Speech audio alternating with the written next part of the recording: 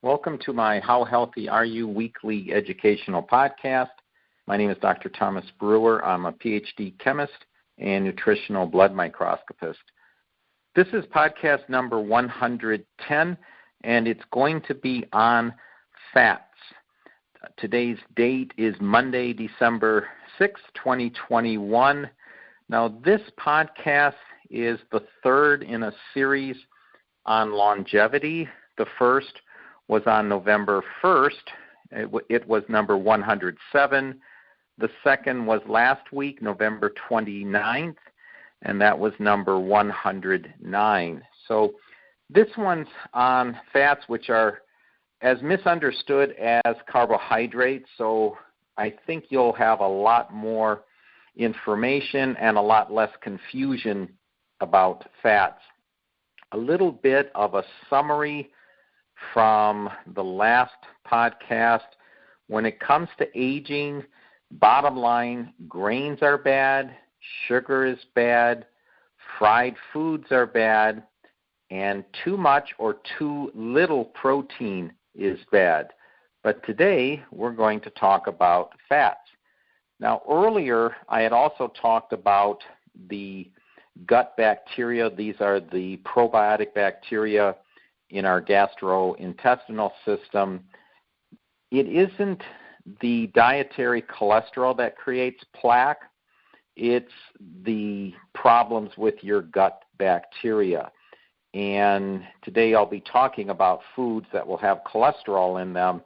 They're not the problem. So the fats that you eat and those that contain cholesterol, they are not the enemy. That's just very poor chemistry. Somebody just wasn't paying attention in school. Okay, so do we need fats? The answer is yes. The main function of fats is they build up the cellular membrane, the outer lining of our cells. The other important issue is fat-soluble vitamins are no good without fat. So that's vitamins A, vitamin E, vitamin D, and vitamin K. Finally, fat is the basis for the lining of your nerves. That's normally known as myelin. And if you know anyone with MS or multiple sclerosis, they're going to know all about that sheath, that myelin sheath, and what happens when it's exposed. So when we eat enough of the right fats, and we're going to be covering that, and if we're eating these fats without excess carbohydrate and without excess protein, our bodies learn to burn fat for fuel, and that's what we want to do. It's very efficient. When you run out of carbohydrates, you start converting fat to glycerol for energy. That's a good thing. The liver produces something called ketones. We're going to be talking a lot about them. Ketones are a classification of organic compounds that have carbon double bonded to oxygen. So you hear these terms ketosis. Well, that's what it means. It means the liver's producing these ketones, carbon double bonded to oxygen, and this is a byproduct of burning fats. When these ketones are around, the mitochondria, which was in the first podcast in this series, that's the energy center of the cells, they burn the ketones instead of glucose. Glucose would be a carbohydrate. It's much more efficient when our mitochondria burn ketones instead of carbohydrates, and we get a very efficient form of energy production.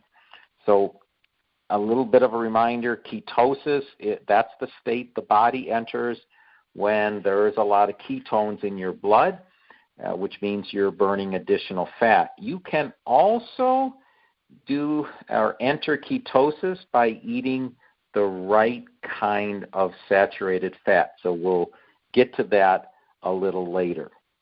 Your body requires fats for you to perform your best and to live as long as possible. And that's what this series is about, longevity. But you need to know which fats serve which purpose.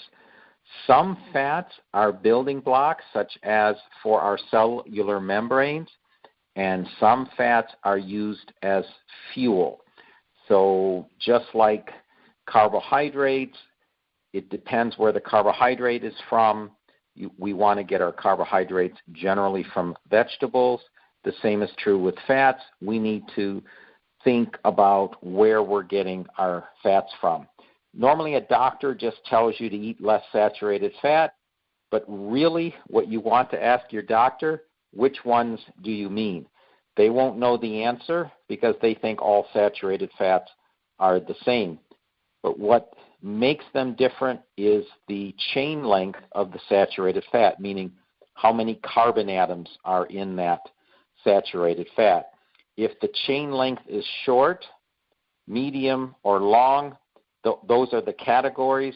The shorter they are, the more anti-inflammatory. So saturated fats with short and medium chains are far less anti-inflammatory, meaning they are anti-inflammatory. Now, the next thing about fats is how easily they get damaged. So when fats have a double bond, meaning they're not saturated fats are saturated with hydrogen atoms. So when a fat has a double bond, we start using the term unsaturated. Well, double bonds are more reactive, and therefore they will react with oxygen. So understanding fat is understanding stability, especially stability to oxidation. So oxidized fats cause you to age more quickly, leads to inflammation, and if these fats get into your cell membranes will not be effective. Now, our fats will change in our body, especially the stored fats.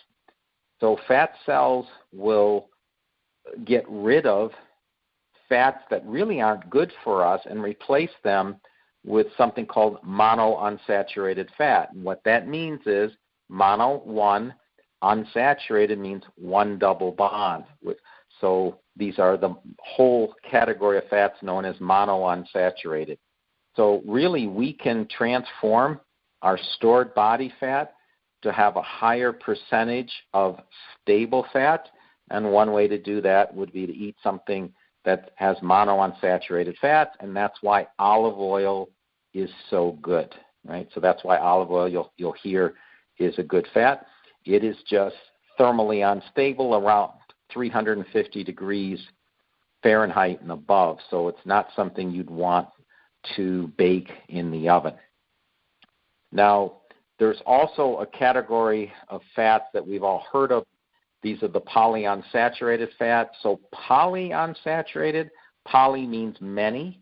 So unsaturated, double bonds. So many double bonds. And what we're most familiar with are the omega-6 and omega-3 fats. And omega-3 and omega-6 and omega-9 fats are in this category, but they're not the same. The bottom line here is do not supplement with an omega-369. I know it sounds logical. You know you need omega-3 fats. You've heard this.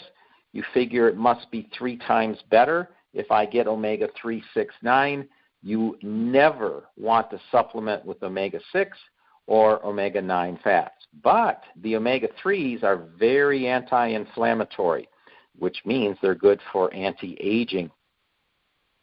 The vegetable-based omega-3s, which some people buy thinking they're doing their body a favor by avoiding animal products, well, vegetable omega-3s, they only absorb about 15% versus the full absorption from, say, a fish-based omega-3. The omega-3s I carry in the office are pharmaceutical purity, which is really the best way to go. Do not supplement with vegetarian omega-3s. Omega-6 fats are bad because they're very inflammatory and they're extremely common in the foods we eat, so therefore there's no need to supplement. Vegetable oils are another version of polyunsaturated omega-6s. Bad, bad, bad. They're very unstable. very inflammatory. They're unstable because they're polyunsaturated. There's many double bonds. So an example of these oils to avoid: canola oil, corn oil, cottonseed oil, peanut oil, safflower oil, soybean oil, sunflower oil, all vegetable oils. They all contribute to cancer and metabolic problems such as metabolic syndrome, i.e. diabetes. When these fats get oxidized, and they oxidize very easily, they damage your DNA. You don't want anything that increases inflammation because that decreases your brain function. Now, when you cook with these polyunsaturated omega-6, which is commonly done, they're even more aging because now they're oxidized. Artificial trans fats are just as bad or worse, and they're very often used in deep fryers. It would be okay, believe it or not, if the restaurants use the fry oil only once, but they don't. It's prohibitively expensive. But these fats, you would be all right just consuming them one time, but once the oil's been heated, it's been oxidized. Okay, so basically, if you want to be superhuman, live to a long old age, don't eat fried food. And if you do, make sure it's very, very minimal. Now, you do need some omega-6s, but there's plenty of them in our diet, so not a challenge. Now, one thing that is a bit of a challenge is getting information from your doctors, knowing where you stand with fats. So the common blood tests, note the word blood tests, used to measure cholesterol and triglyceride levels, well, they don't tell you the types of fats in your brain, heart, or muscle cells. That is different than the types of fats in your blood. So the best thing we can do is look at inflammation markers when we get a standard blood test, and that would be the C-reactive protein. Normally it's CRP as an acronym, and the other one is homocysteine. That will give you an idea about how much you're aging.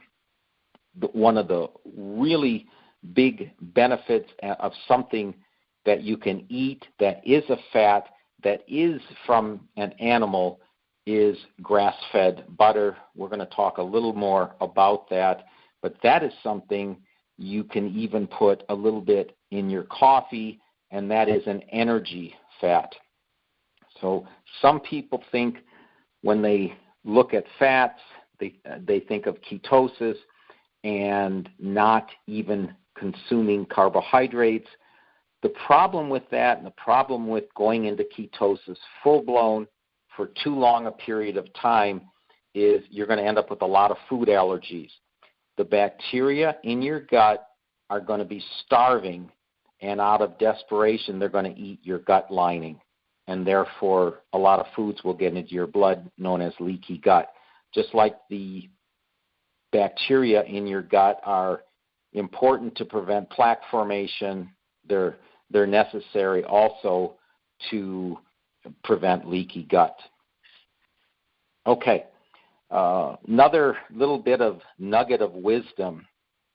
Just in general, you should know that if your mind can control its response to stress, that is really one of the most advanced anti-aging technology or hacks or tricks.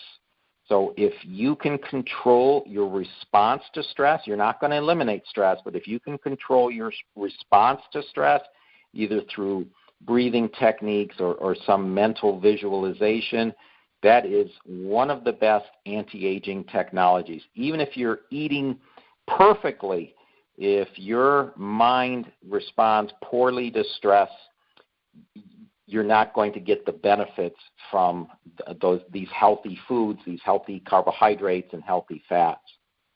So I alluded a little bit about the grass-fed butter. The best of these is known as ghee, and what you would want to use is unsalted butter from grass-fed cows. this is superior to not eating butter. Just like when I talked about last week about proteins and animal protein, it's better to have high-quality grass-fed beef than no beef. And the same is true with the butter. High-quality grass-fed, at least dairy from grass-fed cows, and unsalted. If the cow eats corn and soy, that's just as bad as us eating grains, which I talked about last week. The bad oils, these omega-6 fats, end up in the butter, and therefore you get them too. Now, if we go along the same line, we've probably heard of a term known as MCT or MCT oils. It stands for medium chain triglycerides. So these are your medium chain fats. They really have no flavor, but they do convert into ketones, and that's what our mitochondria want to use for fuel. So one way to get these ketones into our system, meaning we start with the medium chain triglycerides, the most inexpensive way is a little bit of coconut oil. So if coconut oil is, let's say, optimized, it's called MCT oil. And if the MCT oil is further optimized, it'll be known as brain octane fuel. But if you don't want to buy something special, a little bit of coconut oil would go a long ways. So these MCTs, medium chain triglycerides, yes, they're saturated fats, but your body won't use them to make cell membranes. It uses them for energy. So it is an energy fat. It is not a fat that is utilized by your cell membranes. So MCTs are really energy fats. So stop thinking of them as saturated fats. So again, saturated fats have no double bonds. So if someone says to avoid MCTs because they're saturated, ask them what's a saturated fat, and now you know what they are. So adding a little bit of not only coconut oil, but the ghee or grass-fed butter to your coffee will help you make ketones. It'll be as if you're doing intermittent fasting. So if you were to have a little bit of coffee in the morning with a small amount of coconut oil, I'm talking maybe half a teaspoon and just a sliver of ghee butter, you will probably not notice the taste, or it'll just taste a little richer, but it'll be as if you're continuing your intermittent fasting even longer. You'll make energy, and you'll also make ketones, and the body will love that. Okay. Now, energy fats in the morning essentially extends your autophagy, and that's where the body is getting rid of dead and useless cells, and we don't want them to stay around, and that's the whole point behind intermittent fasting. But if you're doing intermittent fasting, you may get cold. Well, if you have some sort of coffee or tea or some sort of drink with an MCT oil, like coconut oil, small amount, and a little bit of a very good saturated fat in the ghee butter, well, you'll keep burning fats and you won't be cold. So that is a huge benefit.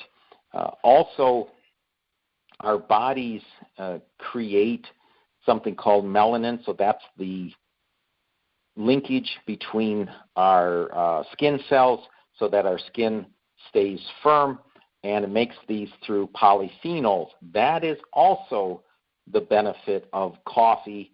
Coffee has polyphenols, and our bodies can create melanin by linking the polyphenols. So some people can't drink coffee, and that's fine, but those of us that can, you can really turn it into a super healthy drink or beverage. So finally, what I want to mention is when we work with ketosis, either through intermittent fasting or just not eating a lot of carbohydrates, you have to be careful because there's two states for our body, and we want to go back and forth effortlessly. The first is when you have all these ketones and very little carbohydrates, and the second is when you have a lot of carbohydrates and very few ketones. You want to be in both. So the bottom line here, you want to be flexible and you want to be able to cycle in and out of ketosis. This is why during the slow-carb diet, that's also in other podcasts, I believe I've done 2 podcasts on the slow-carb diet, and those are all part of the YouTube series. You'll notice you'll eat only vegetable-based carbohydrates 6 days a week, but on the 7th day, you eat lots of other carbohydrates, and that is because you don't want to stay in ketosis too long. It's actually somewhat dangerous, but if you can go in and out, you'll gain the benefit of not only the ketosis, but you won't have the limitations of being in ketosis. So I want to thank everyone for listening. Please leave a comment or share this video. And next week, I'm going to be talking about sleep and how that relates to longevity.